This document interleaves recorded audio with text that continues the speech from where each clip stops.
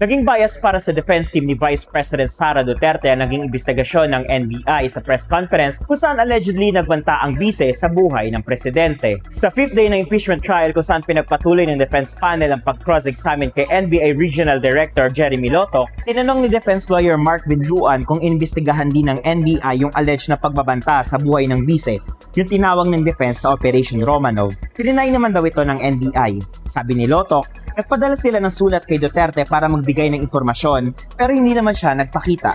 Gaya ng dating point ng defense, inulit nila na may bias na agad ang investigasyon considering na ang NBI ay under ng DOJ at ang DOJ ay under ni President Marcos, yung recipient ng alleged na grave threat. Pero sagot ni Lotoc, evidence-based ang naging resulta ng kanilang investigasyon. Samantala, drinap na ng prosecution bilang next witness si Attorney Zuleika Lopez, ang Chief of Staff ng Office of the Vice President na kasama sa press conference. Sabi ni prosecution lawyer Lorna Capunan, pinatunayan na mismo ng defense team na totoo at hindi fabricated ang press conference kung saan allegedly nagbanta ang bise.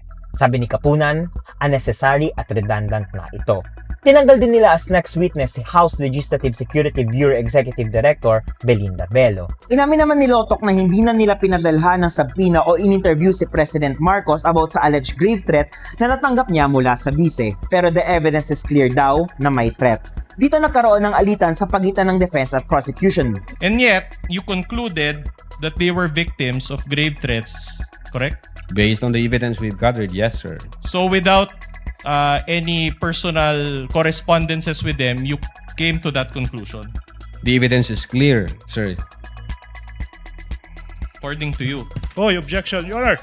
I move So- that. Oh, wait. We cannot let this No, pass. that's part I of- move, Your Honor, that the defense counsel, with all due respect, be admonished from stating those unprofessional remarks. We are in front of national TV. No, that's That is his answer. If you are not satisfied with his answer, please don't lay any value to what the witness answered. Para sa defense, walang personal na knowledge si Lotoc na may kinontratang hitman si Duterte. Nag-agree si Lotoc. Pero sabi niya, base sa ebidensya ng video, sinabi ni Duterte na meron siyang kinontrata na hitman. Pinansin naman ng defense ang di umanong rectification at procedural deficiencies sa pinasang affidavit of investigation na pinasa ng NBI sa DOJ. Pero sabi ni Lotoc, the errors did not alter the fact of the Vice President's utterances. Typographical errors do not change the fact that Duterte committed grave threats and inciting to sedition, aniya. Nagrekomenda ng 3 counts of grave threats at 1 count of inciting to sedition ng NBI laban kay Duterte sa kanilang affidavit sa DOJ.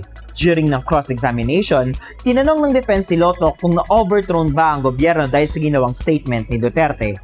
Ang sagot niya, hindi. Kinategorize ng defense na mere response to a question and answer ang naging kill remark ni Duterte at hindi grave threat. Hindi rin daw ito directed kay Marcos, sa First Lady at kay Romualdez dahil hindi naman nila malalaman ito kung hindi nila ito napanood. Samantala, na-appoint as deputy spokesman si Attorney Justin Nicol Gular ng defense team na magiging katulong ni Attorney Michael Poa. I'm Joseph Pedras, senior reporter from Manila Bulletin.